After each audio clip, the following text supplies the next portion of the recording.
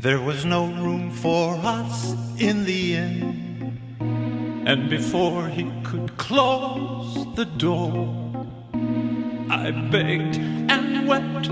There is no other place around, for my wife is with child, and she just needs a place to lie down. But with a calloused heart and without a care, much to my despair, he began to close the door. Wait now, good sir, we will not be denied, for the child comes forth tonight. And if not a room, the stable will do, and a candle to light our way. Oh, please, good sir, find it in your heart, for we have not a place to stay.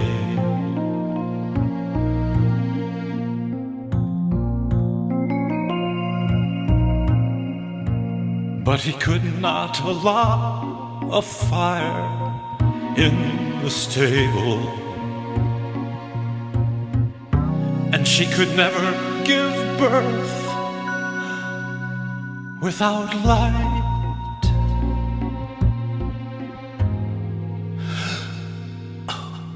The light, do you see the light? It comes down from the heavens. The star, do you see the star that lights the way? The song, do you hear the voices of angels that sing in the night? The hope, the wonder, can you not feel the promise of the coming of the Son of God? It's in the air, it's everywhere. It's in the air, it's everywhere. And it's all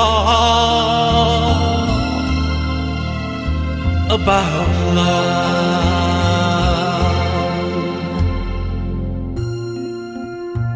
It's all about love. So he let us go down to the stable.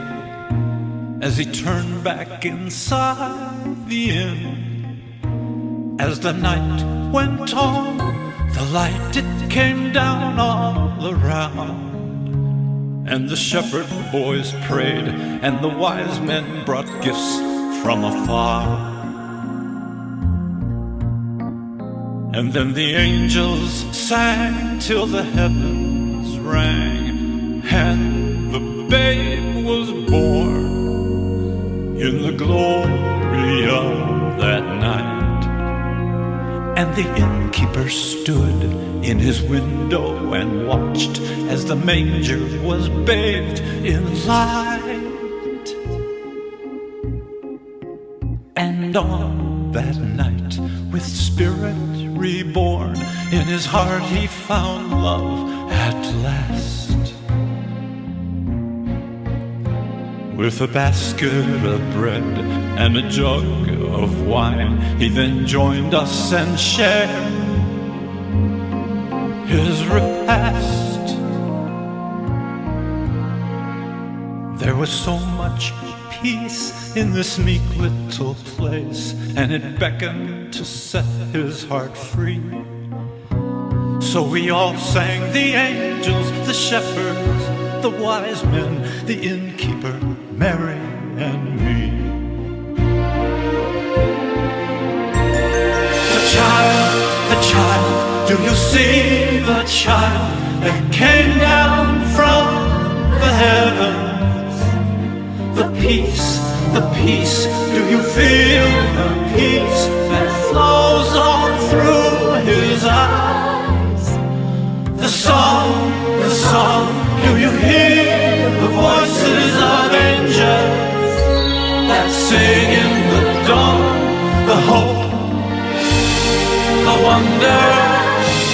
Can you not feel the promise of the coming of the Son of God? It's in the air, it's everywhere, it's in the air, it's everywhere, and it's all about love. Can you not feel the promise? It's in the air, it's everywhere, it's in the air, it's everywhere, and it's all the hope, the wonder about love. It's in the air, it's everywhere, it's in the air, it's in the air, it's everywhere, it's in the air, it's everywhere, and it's all. It's in the air, it's everywhere, it's in the air. This is my child, the Son of God. Hallelujah.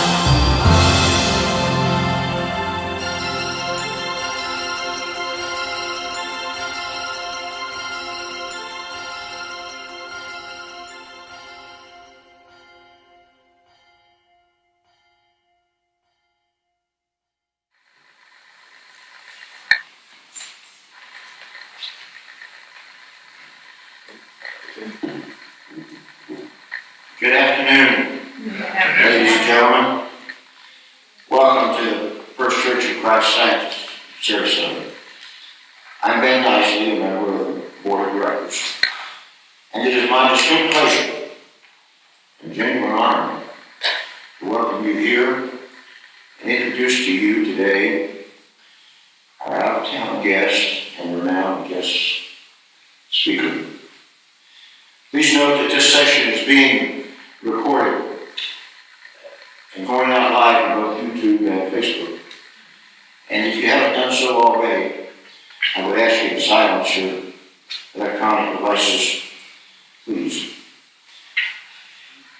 Our speaker today is certainly no stranger to the Christian Science community.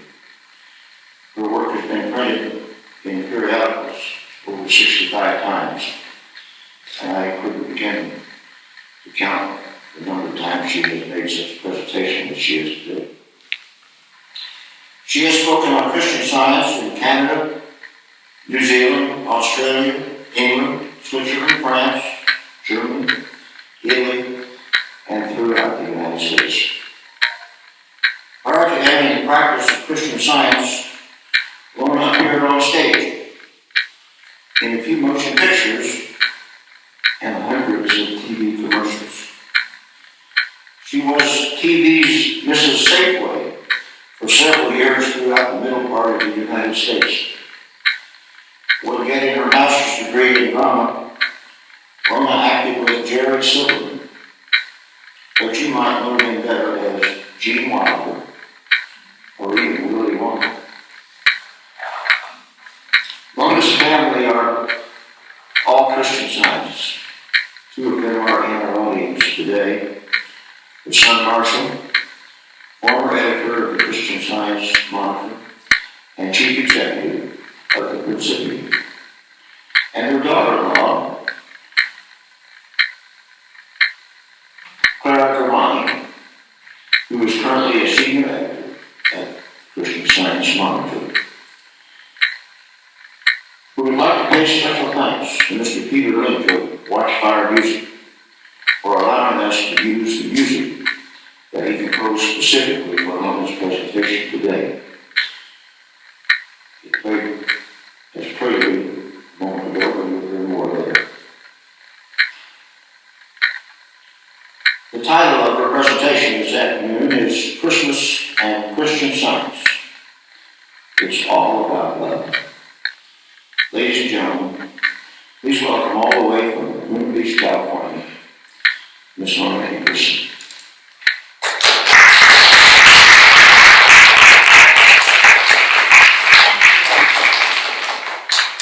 You know, it's all about love. And I tend to rewrite my speeches as we stand here.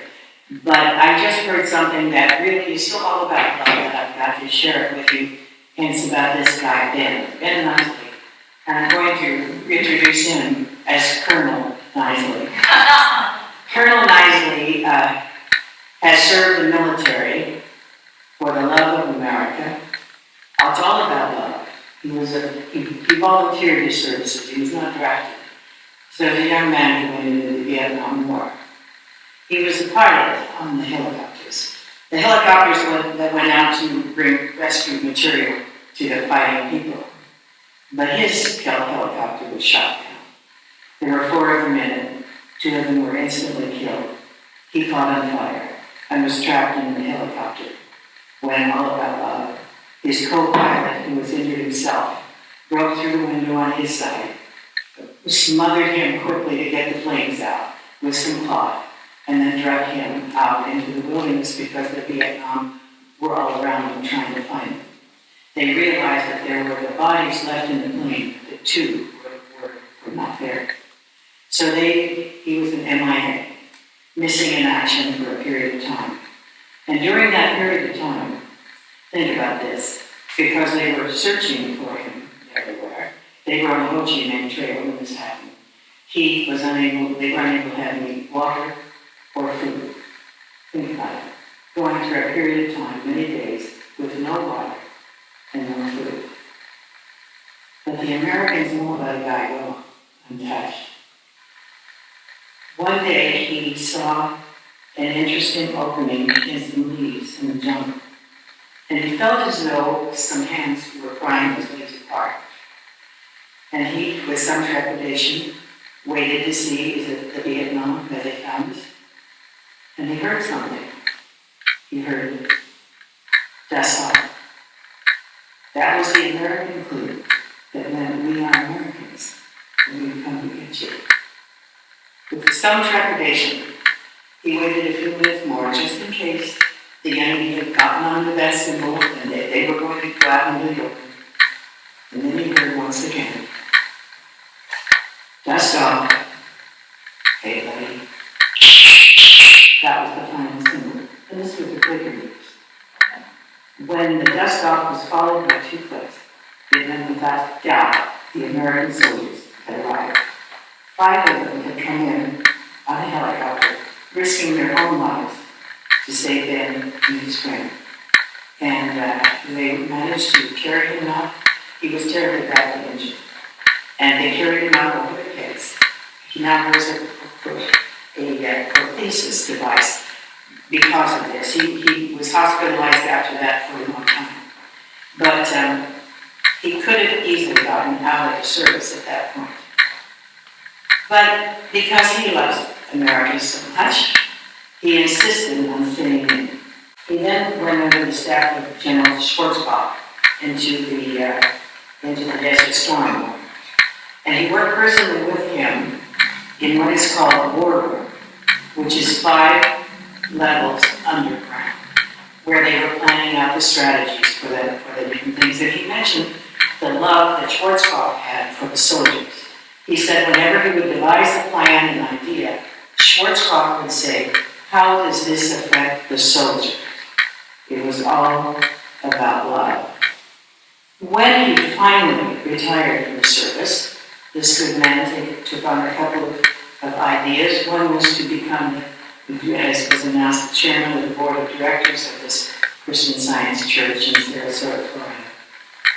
But he also bought a plane, a small plane, so that he could take rescue dogs to the soldiers, his fellow veterans around the United States, which he had been doing for quite a while as well. A man who simply lives love. And I'm thinking that that is the theme of the entire Christmas sermon. It is about love. You could say, some would say it's about Santa Claus, it's about reindeer, it's about love. And I kind of made a study of breaking the whole Christmas scenario down. And I think if you'll bear with me, you'll see proof of that. In the beginning, way into the early part of the Bible, there's a statement that I had overlooked for many years that to me spells out the Christmas season. For God so loved the world that he gave his only begotten Son, that whosoever believeth in him should have everlasting life. Will you listen to that from me? For God so loved you, the world. It isn't the globe and the map he loved. He loved you. But what did he do for you? He gave you his Son, his only begotten Son, that whosoever believed in him would have everlasting life. Now wait a minute. Let's think about that for a minute. He gave you his Son. What was it about Jesus that was different than Moses and Shadrach, Meshach, and Abednego and all the wonderful heroes of the Old Testament? Not one of them had actually, in the presence of people, died, stayed dead for a few days, and then came back in human form. Who did that? Only one did that. Only one man ever proved to us, really proved, that life is eternal. That, I believe, was God's gift to us, and that's why we so needed Jesus. We had some wonderful, historic, spiritual leaders and teachers, but Jesus was different. He came for a different purpose, and it was to prove to you and you and you that life really is eternal. And you think about it, that's a great gift. It means that though your grandpa and grandma and your great-grandparents and the people you've loved and admired haven't gone out, they've just gone on, and then you'll meet again. And you don't have to live yourself with the fear of death, because life is eternal. We've read it, we hear about it, but we don't take it in, we don't believe it. But that was Jesus' message. That which sounds like it skips over into Easter, doesn't it? But that was why he came. And now let's just see about this love that is spoken of here. God so loved the world. I'm going to remind you of it. God so loved the world that he gave his only begotten Son that you would have eternal life. Let's start with, I want to take you through the players in this scene. The first one was, of course, you'll recognize her, Mary. And I'm going to read what Luke said about her. And in the 6th month, the angel Gabriel was sent from God into a city of Galilee named Nazareth, to a virgin espoused to a man whose name was Joseph, of the house of David. And the virgin's name was Mary. And the angel came in unto her and said, Hail, thou that art highly favored, the Lord is with thee. Blessed art thou among women. And when she saw him, she was troubled at his saying, and cast in her mind what manner of salutation this should be. And the angel said unto her, Fear not, Mary, for thou hast found favor with God. And behold, thou shalt conceive in thy womb and bring forth a son, and shalt call his name Jesus. He shall be great, and shall be called the Son of the Highest. And the Lord God shall give unto him the throne of his father David, and he shall reign over the house of Jacob forever. And of his kingdom there shall be no end. Then said Mary unto the angel, How shall this be, seeing I know not a man? And the angel answered and said unto her, The Holy Ghost shall come upon you, and the power of the highest shall overshadow you. Therefore also that holy thing which shall be born of thee shall be called the Son of God. Let's think about this for a minute. Put yourself in her place. To the best of our knowledge, Mary is 14 years old. Some speculate she could have been 12. Think back to when you were 13. What were you doing? You were probably getting ready to go into 9th grade. A kid who had dreams. Maybe you wanted to be a cheerleader. Maybe you wanted to have, maybe you had aspirations, a plan for your life, your future. But in the middle of the night, an angel comes and speaks to you. Now, in Christian Science, we define an angel as a God of thought, a thought from God. But she got an angel message that she was to bear forth a son, a little baby boy. He's already named. His name is Jesus. If you had had such a message, what would you have done? Would you have immediately, as Mary did, accepted this? She did it immediately. She didn't say, could you give me a couple of weeks to think about this? She took it on immediately. Would you have done it?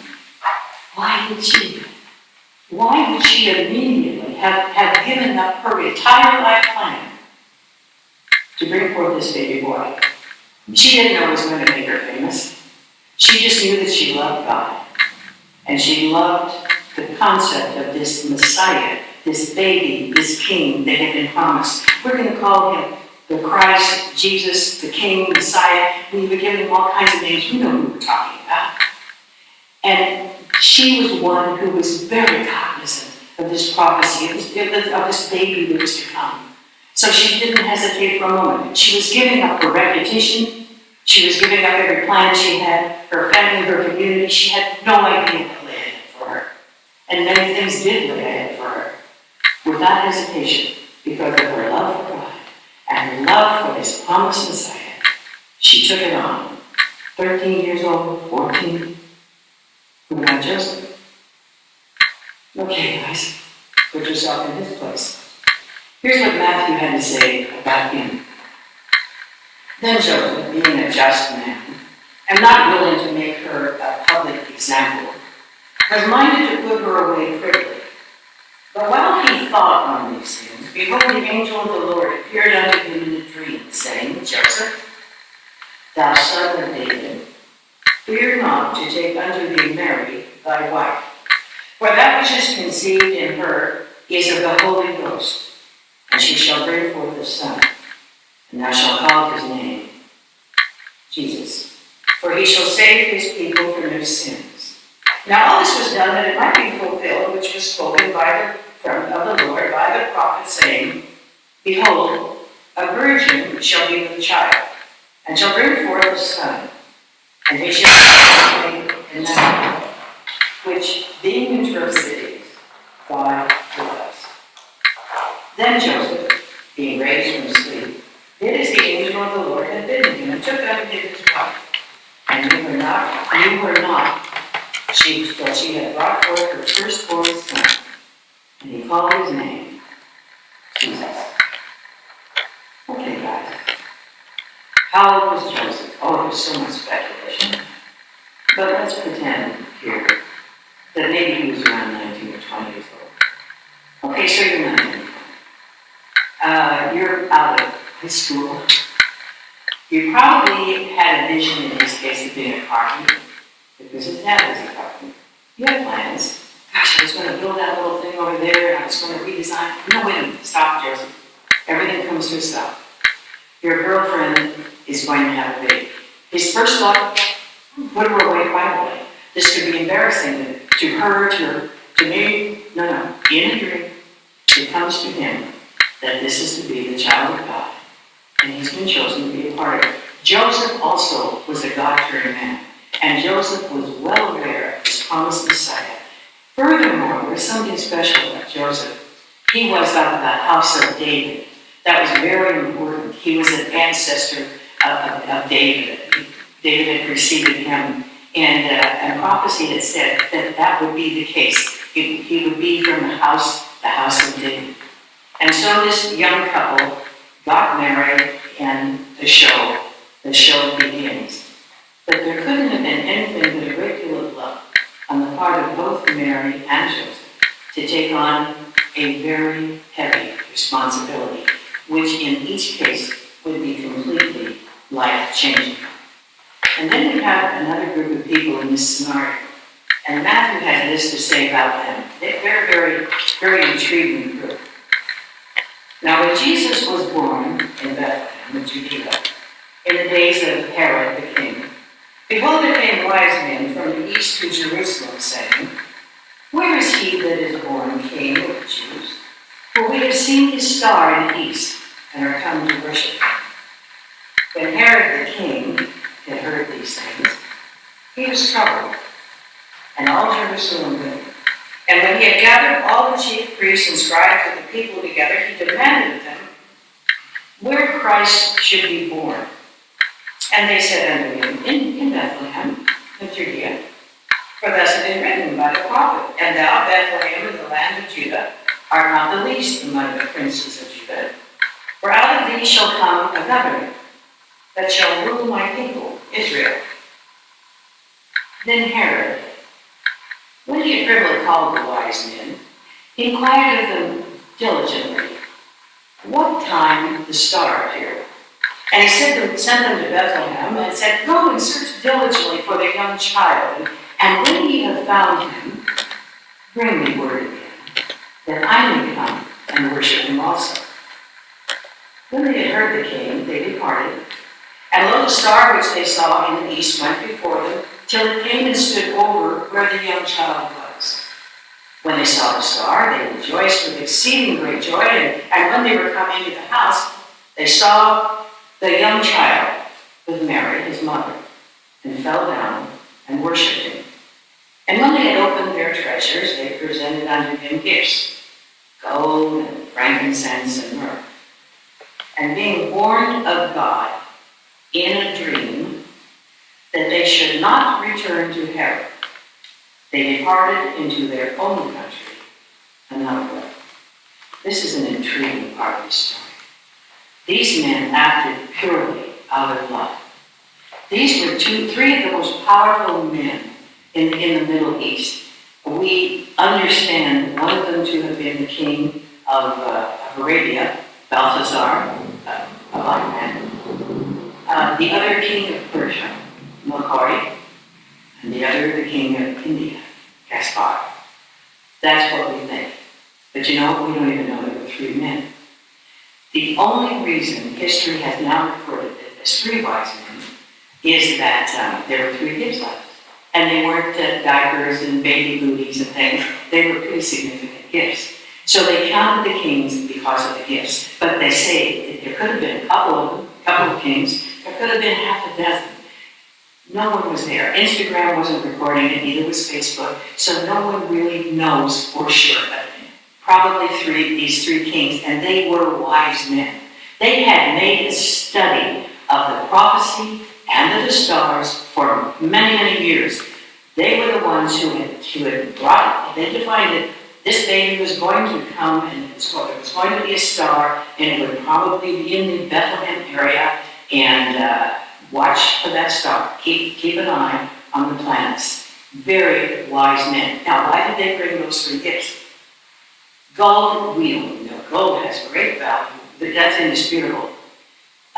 Frankincense was different in that it was a perfumed oil. It was used in perfumes and cosmetics and many things. And you think, well, that was a trivial gift. No. That was as valuable as gold. You see, they didn't have the same things we have right now. They didn't have credit cards and dollar bills and all kinds of currency to exchange. They had gifts they could bring of great value. And this was of great value. It was very scarce. And myrrh also had a perfume fragrance. It was an incense. And it was used in the temples, in the tabernacles, whenever they had some kind of a spiritual feast or something going on. It too was of great value. But wait a minute. Why did they bring gifts of great value to a baby?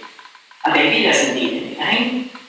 They were bringing them, essentially, they believe, to Joseph and Mary, because they recognized, the three kings recognized, that he would have no source of income. Probably they were going to be hiding that baby, going undercover for many, many years, until God told them it was time to go out. He went out at 12 and taught the rabbis in the temple one day, but we don't have much of anything about him until it was 12, and not much again until it was in his early 30s. So there was a long span of time when they were simply in hiding. But the wise men did get there, and they were very wise men, because as you noted in what I read, the king of Judea, Herod, was very curious about them. He knew that they knew more than anyone else when that baby would be coming. He was intensely interested in it. He lied to them. He said, "King, and he's got all the power, you tell me when that star comes, so I can bring gifts too." Yeah, he had in mind quite a gift. It was to have his men go in and murder the baby. Get that baby and get it now. They also, the three wise men, had a visitor, a dream. And the dream said, no. Don't tell Herod anything. He has bad purposes here. You see, Herod was a little nervous about this whole thing. Prophecy had said that this baby to be born would be a king who would rule forever and ever. That's very threatening to Herod, because he wanted to be the king who would be known forever and ever as the greatest king. So he was afraid this baby would usurp his value, his reputation. So the only thing to do was just have him murdered. And so he had his plot ready. As soon as he heard about the baby's arrival, he was to send his men to kill him. But he never found out when the baby came. He was never told. Because our very wise men, the moment they saw the baby, split. They did not go back the traditional way they were routed to go back. They all went into a secret way, all of them a separate way, so that no one could trace them. And they had risked their lives to do this, of course. They risked their lives of being killed because they had now betrayed the king. But they all got out alive. Why, I ask you, would these three powerful men, who had all the influence and money in the universe, have risked everything, their fame, their fortune, and their very lives, just to be with that baby? Because of their love for God, their love for the promised Messiah. You can say, well, maybe they wanted to be the star of that song later, We Three Kings, the Glory and Our, but I don't think the song had been written yet. So I believe it was totally altruistic, out of love. So we have Mary who's done something for love. We have Joseph who's done something for love.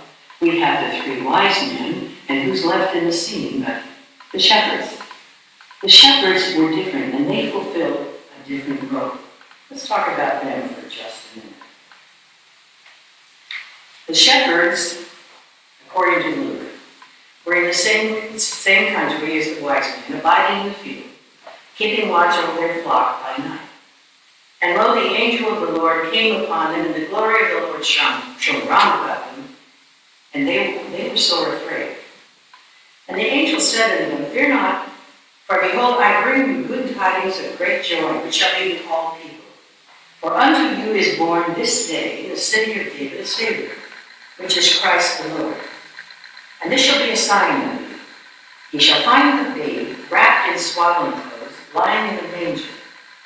And suddenly there was with the angel a multitude of the heavenly host, praising God and saying, Glory to God in the highest, and on earth peace, goodwill to men. And it came to pass, as the angels were gone away from them into heaven, the shepherds said one to another, Let us now go even unto Bethlehem, and see this thing which is come to pass, which the Lord hath made known unto us. And they came with haste, and found Mary, and Joseph, and the babe, lying in the manger. And when they had seen it, they made known abroad the saying which was told them concerning this child. And all they that heard it wondered at those things which were told them by the shepherds. Now let's reconstruct this scene. Herod's after the baby. The three wise men have scattered. So have Mary and Joseph and the baby. They got that baby out of Judea as fast as they could travel. They had to get him out of Herod's jurisdiction, and they took him to Egypt. You've heard the saying, take the babe to Egypt. It started there.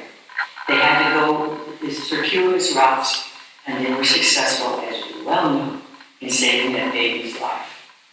You can say, come on, no one would be as cruel as Herod. Yeah, Herod had his own son killed because he didn't like him either. But at any rate, now Herod's a little confused. Because how old is that baby? Was the baby born that night? I always thought he was. Again, we see the pictures of the, well, yeah, he was in the manger and Mary and Joseph were there, but the history says he could have been 2 days old, or maybe 2 weeks old, or maybe even 2 months old, and some speculate he could have been even 2 years old. The Bible reports it as a young child.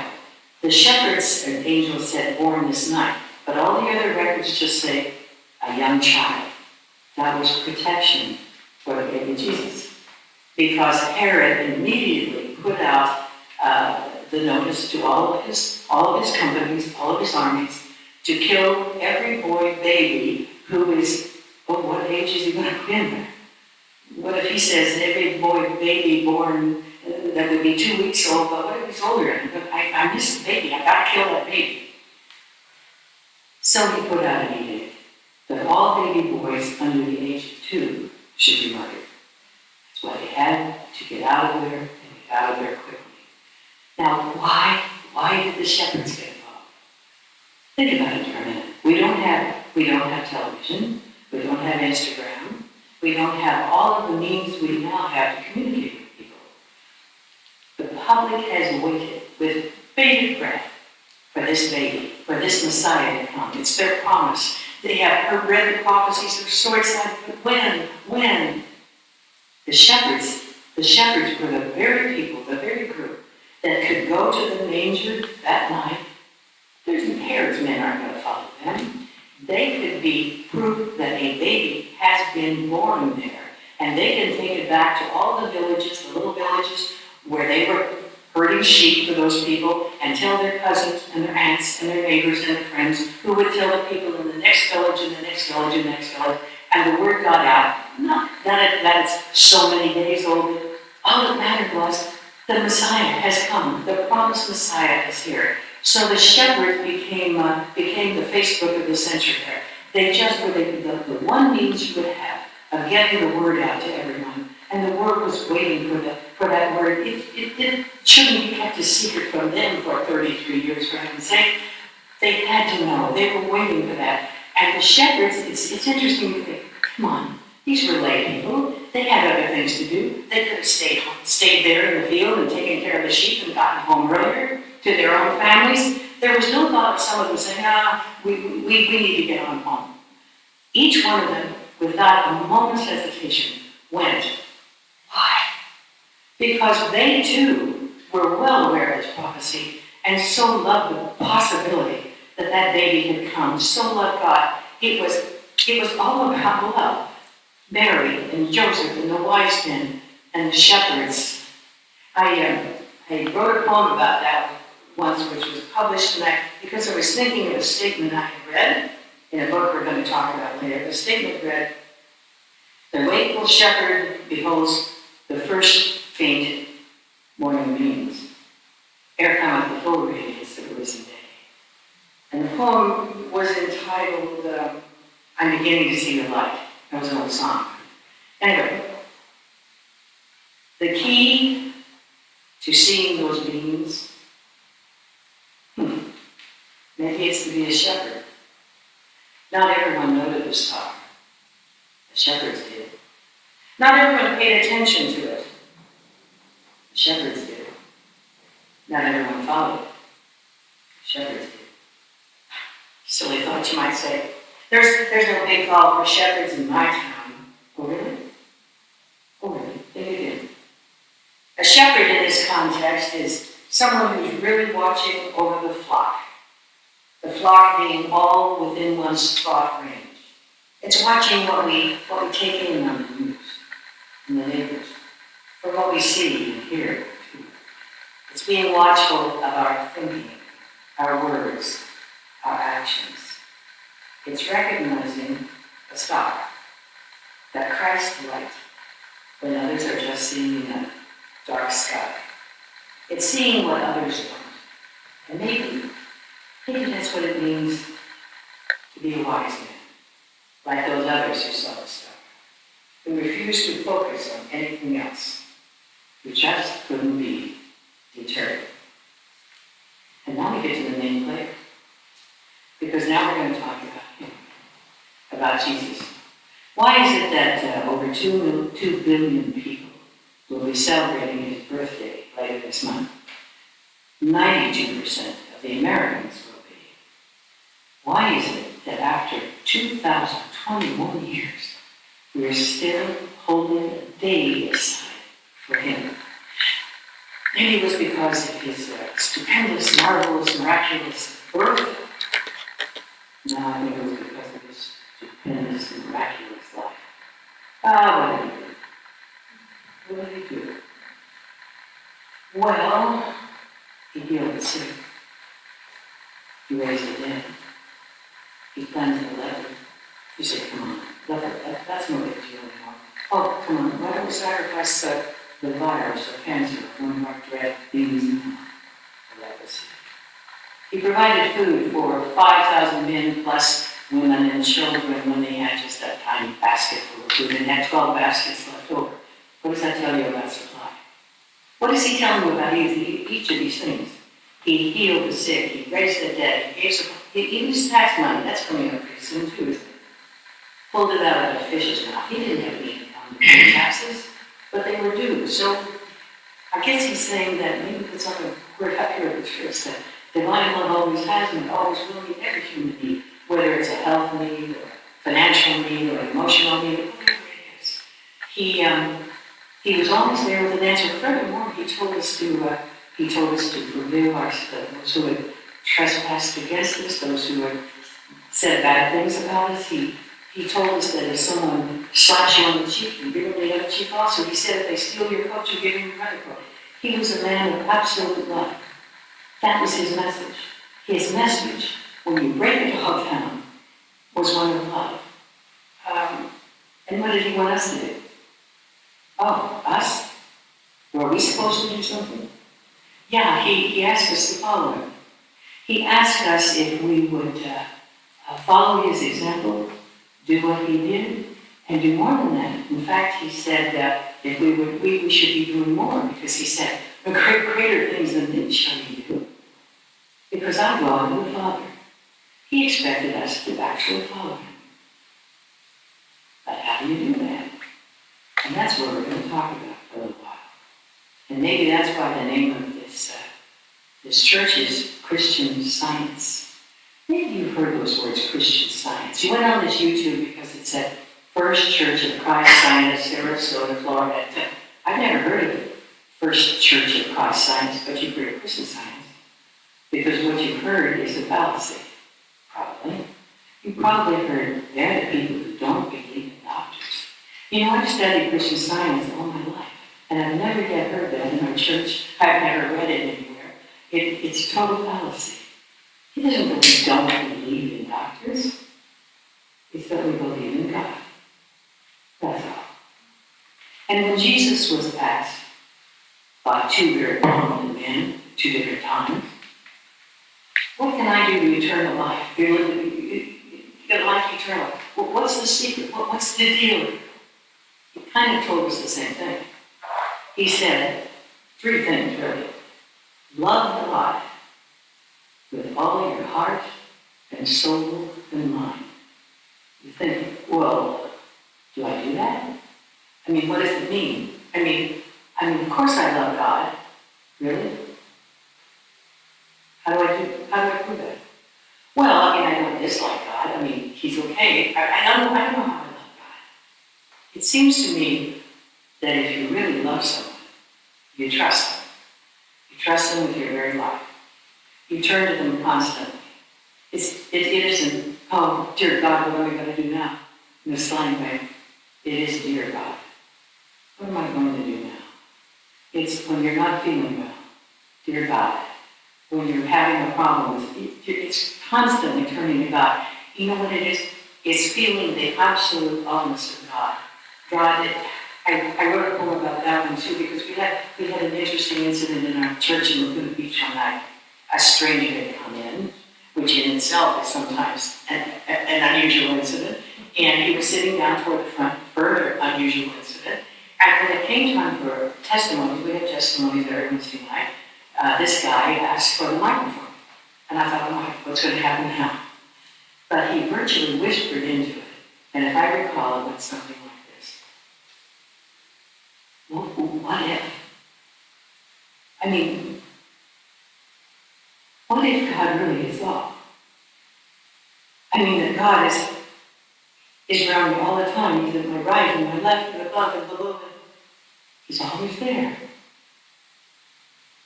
If I could believe that, I don't think I'd ever be afraid again of anything. If God really is all. Sometimes it's hard to believe. They call it one, what if? Okay? There was a woman in Paris who had heard something of Christian Science and was a little curious, so she went to visit a Christian Science practitioner, someone who helps you. And he tried to tell her what I'm telling you. He said it begins with some trusting God and knowing that God is all there is. He's always there, always. She said, I don't get it. And no matter how hard he tried to convince her, she said, I'm sorry. I know. I can't fathom God being around me. And he said something kind of interesting to her. He said, you remind me of a little fish swimming in the ocean who says, where's the water? Okay. But at any rate, here we have God all around us. And I told you we trust God. Trust God. A little story about that. Our youngest daughter, Heidi, when she was 4 years old, had gone to a little mini scout meeting. And she came home quite distraught about what they'd done. I said, what's the matter, Heidi? She said, oh, you won't believe what we did. She said, we made these little boxes, and then we put bandages in them, and then we painted a red cross on the top of the box. I said, I'm sorry, what's the problem? Oh, she said, Mother, you won't believe what they call this. They call it a first aid kit. I said, what's the matter? She said, Mother, that's a second aid kit. God is our first aid. And maybe that's what Jesus was trying to tell us. Do you really love God, your eternal life, with all your heart and all your soul and all your mind? That he went off from there because he had 2 other things he wanted to say. The second one was, love your neighbor, thy neighbor as thyself. Love your neighbor as thyself. Love my neighbor. It's very easy for me to love your neighbor because I never met your neighbor, okay? It's my neighbor that gives me a problem because he parks in my driveway and then he takes the trash can. And then there's this other guy who charged me way too much for the car repair. And then there was that lady who said that nasty thing about me and on and on and on. Am I supposed to love them no matter what? Yeah, that's what he said. Love thy neighbor as thyself. We'll get to thyself in a minute. Can you honestly love your neighbor? No matter what they do, no matter what, if they fire you, if they drop your salary, if they do, can you do that? Can you just love everyone? That's what Jesus asked us to do. It was all about love. Love thy neighbor. There was a poem written about that years ago by a poetess named Jacqueline Shaw. And to me, it just epitomizes Jesus. At that time, we didn't really know Jesus in that time, and his emphasis with everyone on love. It was called Conversation at Nazareth. And it said, there was a carpenter once down the village. I used to hear his playing and have it go all day, and then at night he'd come and he'd sit and talk with any of us here. He always talked about love. He said that love was something different from the common thought. He said love meant perfection. All one did or said or thought, it should be perfect. Oh, perfection. I mean, that's a hard saying as I see it, but he said we could be perfect too. If we love God, we would also be loving everyone else. What became of him, I don't know. I went away myself for about 10 years. Well, I heard he went as far as Jerusalem. But anyway, about that carpenter. He said love meant perfection. And if we loved hard enough, if we loved God morning, noon, and night, oh, there would be no problem. And I said, could you love a mean man or a thief? Come on. A liar was even worse. And he'd say, oh, yes. Just love them. They'll come. There'll come a time when they'll thieve no more, lie no more. If you just keep loving on, they'll come. And then he'd get up and stride kind of quiet and all his movements down the street. I think he used to meet his mother there. I recited that poem once at a meeting of teenagers in Chicago. Their parents were supposed to be not listening and waiting for them outside because we were going to have a Q&A. However, like any good parent, they were all spying and listening anyway. And one of the dads called me the next day and he said, about that poem, you have no idea, wow, what that happened because of the poem. I said, what happened? He said, well, it's Sunday morning, I'm having breakfast, reading my paper, and the phone rang. It was a guy who has owed me money for years, a whole lot of money. And he said, I'm a wholesale food distributor. This guy has many restaurants here in Chicago. I had dunned him for the money he owed me. We had legally followed him, we'd done everything, and it looked like a lost cause. And it was a huge amount of money. So he said, I'm embarrassed to call you, but I'm in a terrible bind. He said, so I have all these restaurants, and I run out of food. And I want to open them. It's Sunday, and you're the only supplier who I could reach because I know your home phone number. There's a big chance in the world that I could fill up some trucks with food warehouses. If I thought, this guy's got to be nuts. And then I got kind of haunted by something he said. If you'll just keep going on, you'll feed no more, lie no more. If you just keep loving. And I heard myself say, yeah, come get the key to the warehouses and take what you need. So he did. He said several hours later, he pulled up in a big truck. It filled several trucks. And he came in, knocked on the door, said, I'll give you your keys back. And he said, you had a man there who took an inventory, and these are the thousands of dollars. It's all I've had up here. So he said, I'd like to write a check for you from me. But he said, would you happen to know how much I owe you from the years past? He said, yeah, I happen to know. He said, well, I'll just write you a check for everything. And the check was good. And he said, he paid me off completely. And he said, I don't think I'll ever forget those words. If you just keep loving on, they'll come. They'll come. But Jesus had one more thing to say besides love God with all your heart and love your neighbor. Remember, as thyself. Sometimes that's the hardest one to do, the hardest one of all, to love yourself.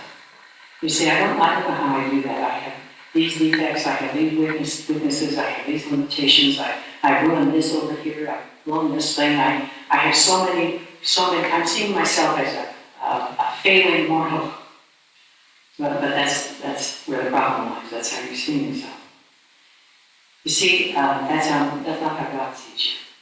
And that's where something kicks in called Christian Science. Wow, you call it that, for heaven's sake. Christian, what's the science about Christianity?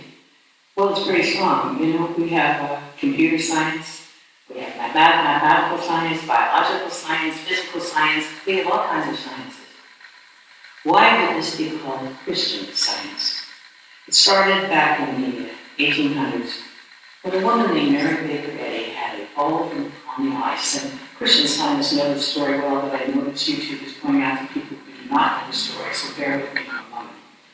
It was a very serious injury, and they were not sure. The doctors came, she was put in the bed, but they were not sure she would make it even through the night. But in the night, she asked for a copy of the Bible, and she read a healing. And she began to think, if God can heal, why aren't we doing this anymore? And so she got a healing immediately. But the point of it was that she then began to research, how do these healings happen? And she made a very thorough study of the Bible for the next few years, something none of us would probably ever do, but she did. By the way, she didn't invent healing any more than Edison invented electricity. He discovered it as he worked his way through it. This is what she did with Christianity. And she did develop Christianity into a science, a palpable form that you and I can understand, and then begin to see how to demonstrate the healings and the successes that Jesus had, which is what he wanted us to do. Remember, greater things than these shall you do because I go to the Father. She then wrote a book. The book is called Science and Health. She combines science with health. There we go again. It is a science. It's Christian and it's a science. I think our introducer shows you how Christian we can be, and the science will show you many things you might want to know about Jesus' healings. Oh, by the way, I know that it says, with key to the scriptures, it does not take the place of the Bible. Nothing will ever take the place of the Bible. It's a key to help unlock it. This book and this book go together, the Bible and the Science and Health. To those of you who are in our immediate audience in the church today, the Sarasota Christian Science Church has a gift of Science and Health for you, out in the copy. And for those of you who are on YouTube, I recommend you buy this book. You can get it at a Christian Science Reading Room, which is probably one in your hometown. You can also get one on Amazon.com. It's life-changing. Wouldn't hurt you to read it. Find out for yourself what it's all about. What is it all about? Maybe if I could put it into a tiny nucleus, because there's so much to it, I would say that our understanding of ourselves is a little backward. We think of ourselves as flailing mortals with these limitations and these problems, and people composed of matter that will fade and disintegrate as years go by. That's not how the Bible explains it. You see, if you actually look into the Bible, in Genesis 1, it says that God created you in His image and likeness. Oh, you say that? No, it couldn't be. I mean, no, because we all look different. I mean, you've got black hair and you've got blonde hair, and yeah, we all look different. We have different outer coverings on. You've got a turquoise sweater and you've got a green one, and no. Wait a minute, those are the outer coverings. We're not talking about you. Yeah, we are talking about the outer coverings. Because it isn't just the clothing that's an outer covering, it's everything you see is an outer covering.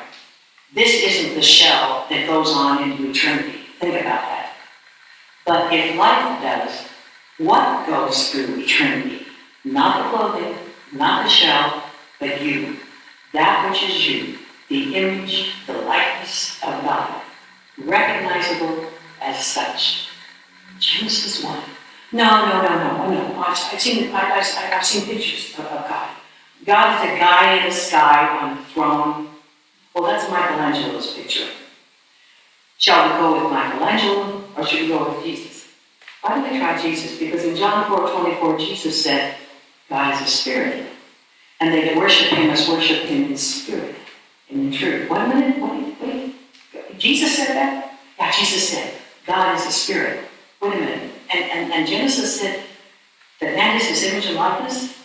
Well, wait a minute. If I put 2 and 2 together, that would almost make it sound as though man is spiritual. Yeah. And if you ever step inside a Christian Science church, at the end of the Sunday service, you're going to hear that. Man is not material. He is spiritual. That, my friends, is the basic premise of Christian Science, and it's coming along. Mary Baker Eddy was the first to talk about it, but our physical scientists, our quantum scientists are not beginning to say there is no substance in matter. Matter is just creative energy. All is consciousness. All is mind. Mind is God. All is God.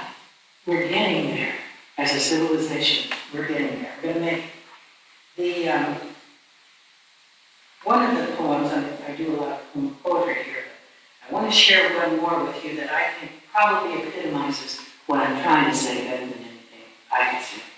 It was a poem written years ago that goes, and listen to this, it's going to ask you a question. Which of these men do you think of as you? Genesis 1 or Genesis 2? If you know what's what, do you know who's who? In Genesis 1, in the 26th verse, there's a man who never tainted a curse. But in Genesis 2, verse number 7, just man conceived. He'll never see heaven. So how it goes down to which one you claim. What thou seest, thou beest. So what is your name? If you're Genesis 1, you know what you're doing. For according to law, you will inherit the earth. But if you're just a mortal and made out of dust, is there anything to you that's worthy of trust? No. The thing they call man in Genesis 2 is the dream of the dreamer. It never was you. So know who you are. Take your place in the sun. You're the immortal man of Genesis 1. Now let's move into contemporary Christmas. I see 3 problems that a lot of us face when Christmas comes. Number 1, a lot of people are lonely at Christmas, and it's a sad day for them. They think back to when they were little kids, and they had families all around them, and they're not there anymore. And maybe the kids couldn't get there because of COVID, and who knows. But I'm all alone at Christmas. What am I going to do? You're going to love that sacred solitude. And you're going to pick up the phone and think of the people in your life who've done beautiful things for you, and you're going to give them a ring and say, just thinking of you, not with just Merry Christmas, but Do you remember the day you hired me on a job when no one else would? I just want to thank you. Or do you remember the day you brought me a fruit cake when I was kind of lonely? Thank you, thank you. It's thinking of people, and all of a sudden you've created a wonderful Christmas, a Christmas of love. And you were all alone, you were with God in sacred solitude, thinking of others. But what if you're on the whole other end of the scale, and you've got so much to do that the pressure is building, and is it too materialistic, and am I even thinking about Jesus today because I've got that turkey on, and they've got 18 people coming for dinner, and I forgot to and Isabel that present, and that, I'm not sailing through the snow in one horse open sleigh. I'm trying to find a parking spot in Costco, for heaven's sake. And I didn't get that table with the saloons and the china, and the Norman Rockwell poster, remember the Saturday Evening Post, the happy family all praying, everybody dressed up, the turkey on the table, it's just listening. That's not, look, I had to work the night shift Christmas Eve. Yeah, can I just get pizza for everybody? Of course you can, because it's love. It's whatever you do. And it isn't materialistic to have the turkey and the china, that's fine, as long as you love everyone at the table. And it's fun to do the pizza or to be alone. And we have so many traditions we go through, like the Christmas tree. You want to hear the derivation of the Christmas tree. This is kind of a fun story. Martin Luther was walking through a forest of evergreen trees one snowy Christmas night, and the stars were glistening, it was full moon, and it was just a picture of such beauty that it overwhelmed him, and he thought, I think we should put up a tree for Christmas. So he went back home, and for Christmas Day, he had cut an evergreen tree down, he made a little base for it, but now we don't have electricity. How am I going to light it? So he lit it with candles on all the branches. I do not recommend that now, unless you have great fire insurance policy, but that's how the whole Christmas tree thing starts. It's a tradition. Is it wrong to have a tradition? No.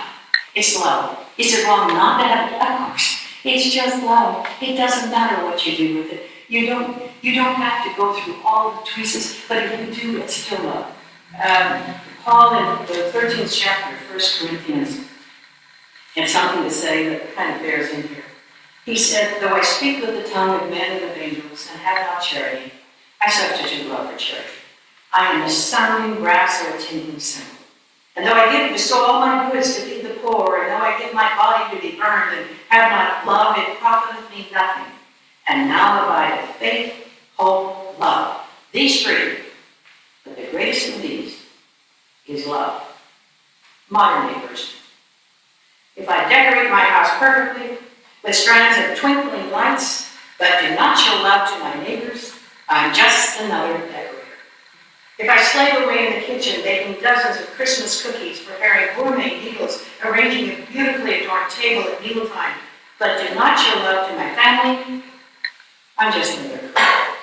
If I work at the soup kitchen, Carol in the nursing home, give all I have to charity, but do not show love to the recipients I'm serving, it doesn't matter. If I send out beautiful Christmas cards, but do not focus on the Christ, I have missed the whole point. Love stops the cooking to hug the child. Love sets aside the decorating to kiss the husband. Love is kind, though harried and tired. Love doesn't envy another's home that has coordinated Christmas china and table linens. Love doesn't yell at the kids to get out of the way because they're thankful they are there to be in the way. Love doesn't give only to those who are able to give in return, but rejoices in giving to those who can't. Love bears all things, believes all things, hopes all things, endures all things. Love never fails. Video games will break, pearl necklaces will get lost, golf clubs will rust, but the gift of love will endure forever. It's all about love. The third thing I think that sometimes bothers us at a very introspective Christmas time when you start dealing with memories is whether I kind of made a mess of my life. I had this dream and I failed. I was going to do this, I didn't. Have I done anything worthwhile? Has anything I did, is it of any avail? And I want to very quickly tell you the story of a man who had that problem. Really quickly. We all have our favorite Christmas stories. Mine is called The Unwise Man by Henry Van Dyke. You're lucky it's not the Christmas Carol by Dickens, because we'd be here for 3 or 4 days. So this is just good, okay? So anyway, he's a tall Persian man, and he has one goal in mind. He's going to get there to give 3 gifts to the king. And so he's made arrangements with the other, this is fiction, he's made arrangements with the other wise men. He's going to meet them, and there'll be 4 wise men. And he has sold all of his earthly belongings to buy 3 things to give to the king. A sapphire, a pearl, and a ruby. It's a treasure. He's on his way. He's 3 days away from the meeting place when he sees a stranger from another denomination dying in the sand. Well, what's he do? He could pretend he doesn't see him and just go on and meet the other guys and gets to the king, or he can't do anything else. He stops and helps the man. And it took days. He could not get the man on his feet for a while. He eventually did, but by then he's missed the boat. The other 3 had gone on, and he knew it. Now what's he going to do? He can't cross the desert himself. He was going to go with a train of camels with those guys. He only has 1 camel, and he's got to go days across the desert. You can't do it. You can't take 1 camel. I don't know, I've not traveled on a camel a whole lot, but evidently you can't take 1 camel day after day after day where you don't have pit stops, you don't have water, you don't have food, and 1 camel, even with that, can't make it. It's kind of like trying to drive a Tesla across the desert, and there's no place to drive it. He's not going to get anywhere. So he's got to take 1 of his jewels, his sapphire, sell it to buy a train of camels, to try to get to that baby, to give him the gifts, even if he's late. So he buys his train of camels, and he's kind of disappointed because 1/3 of his treasure's already gone.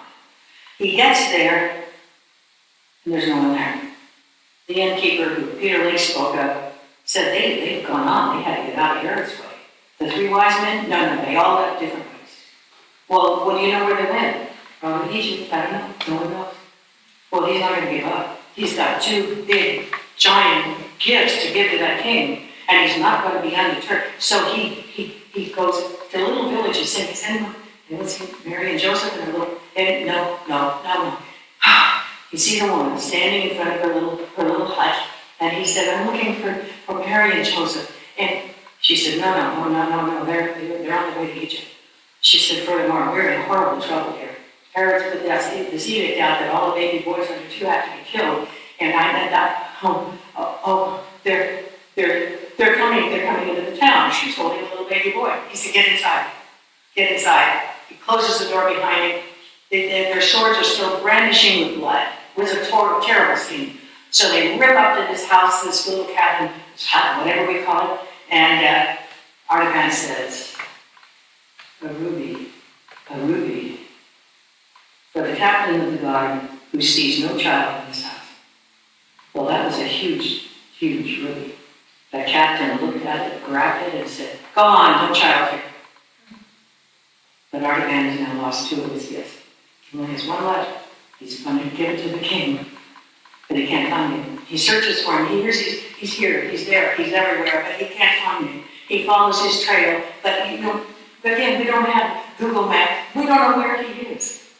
And so for 33 years, he helps people along the way, but he hasn't found the king, and he's determined to give the king his last pearl.